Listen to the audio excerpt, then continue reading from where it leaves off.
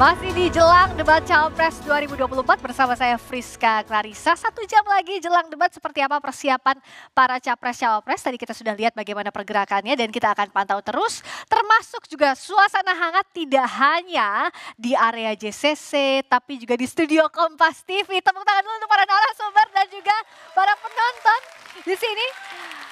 Tadi kayaknya sepanjang debat kita sudah bicara banyak soal substansi, tapi kayaknya ada senggolan-senggolan personal juga nih. Apakah ini jadi salah satu taktik? Ya namanya juga debat, ada banyak strategi untuk melemahkan bagaimana lawan ini mendropkan mentalnya seperti itu ya. Nah, apakah serangan personal ini jadi bagian taktik atau enggak sih Pak Sumantri? Dulu deh dari gantian sekarang dari Paslon 3 dulu. Karena merefer terkait serangan personal, apalagi yang tadi saya lakukan terkait kecerdasan adik-adik lebih dari Gibran itu sebenarnya bukan serangan.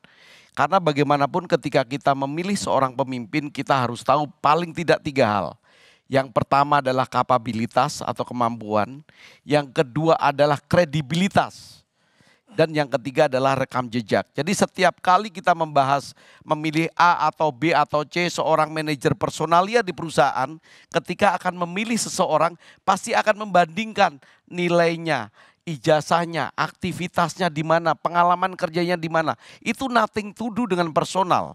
Kalau seseorang ingin menjadi pejabat publik, maka dia harus siap dikuliti terutama terkait tidak tadi, kemampuan, integritas dan rekam jejak. Jadi publik tidak boleh disesatkan dengan kategorisasi yang salah soal serangan personal. Serangan personal itu misalnya kalau kamu punya istri di mana itu bisa jadi kategori personal. Tapi ketika kita bicara kemampuan itu wajib dikuliti. Karena kita akan memanage atau mengambil keputusan-keputusan yang sangat kompleks. Indonesia ini jumlah penduduknya hampir 280 juta dengan ribuan suku bangsa. Dan kemudian tersebar dari berbagai pulau, maka pengambilan keputusan tidak pernah berdimensi tunggal. Jadi seseorang harus punya kemampuan melihat persoalan secara holistik. Oleh karena itu saya harus sampaikan sekali lagi ini bukan serangan personal.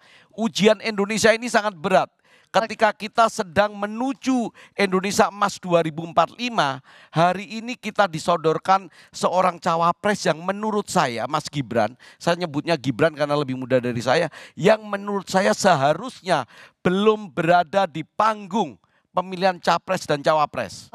Nah kita tangkap itu katanya tadi nothing to do with personal untuk serangan ke Mas Gibran. Mas Edi lihatnya seperti apa? Pak Prabowo mengajarkan kita untuk tidak pernah melakukan serangan personal. Itu sampaikan oleh Pak Prabowo. Jadi siapapun sampai Pak Prabowo pun diserang secara personal, beliau tidak ada intensi untuk membalas. Gitu. Dan biasanya ketika satu pihak gagal untuk bertarung secara gagasan, yang diserang adalah personal. Itu. Nah, dan masyarakat Indonesia ini adalah masyarakat yang nggak suka sesungguhnya serangan-serangan personal itu. Ya, bahkan yang diserang secara personal justru mendapatkan simpati dan empati dari masyarakat. Jadi kita welcome saja, mau diserang secara personal boleh silahkan. Tetapi andai kata pasangan calon kita, Pak Prabowo Mas Gibran itu saat ini dianggap tidak mampu, tidak kompeten, pengalamannya kurang. Kenapa surveinya paling tinggi gitu. Tadi katanya terbuka aja kalau ada kritikan, mau personal boleh, nggak boleh. Terima kasih kawan-kawan semuanya. Boleh kalau Bung Daniel gimana? Apakah ngasih nilai misalnya itu adalah bagian serangan personal atau enggak? Ya pertama kalau Amin semangat dasar dari awal debat tidak ada semangat untuk menyerang personal. Jadi setiap pertanyaan itu adalah menyangkut kepentingan publik, menyangkut kebijakan. Ya. Nah saya merespon Pak Prabowo selalu surveinya tertinggi dari 3 periode sebelumnya. 1, 2, 3 termasuk yang keempat. Tetapi mudah-mudahan Amin yang menang nanti. Jadi tampaknya lebih chill katanya kalau ada serangan itu bukan personal dari masing-masing terbuka. Kita lihat juga bagaimana pergerakan terkini. Kita lihat dulu di layar. Ada capres nomor urut 1 yakni Anies Mohaimin sudah berada di kawasan Senayan. Dan di sebelah kanan layar Anda itu adalah kanan atas di Kertanegara yang merupakan kediaman dari Prabowo Subianto. Capres nomor urut 2 Prabowo Subianto sudah ada di kediamannya dan menunggu cawapres nomor urut 2 Gibran Raka Buming Raka untuk selanjutnya menuju ke JCC. Dan di bawah, di kiri bawah itu adalah rombongan paslon nomor urut 3, tepatnya cawapres nomor urut 3 Mahfud MD yang juga akan menuju ke JCC, sementara capres nomor urut 3 Ganjar Pranowo yang baru saja menghadiri acara dari Jawa Timur akan menuju ke JCC nantinya. Oke, kalau tadi bicara soal strateginya kayaknya oke lah, silahkan mau apapun, serangan bentuk apapun siap biar publik yang menilai.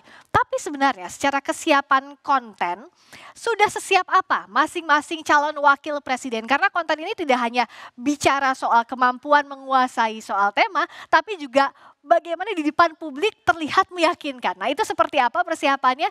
Usai jeda di jelang debat Pilpres 2024.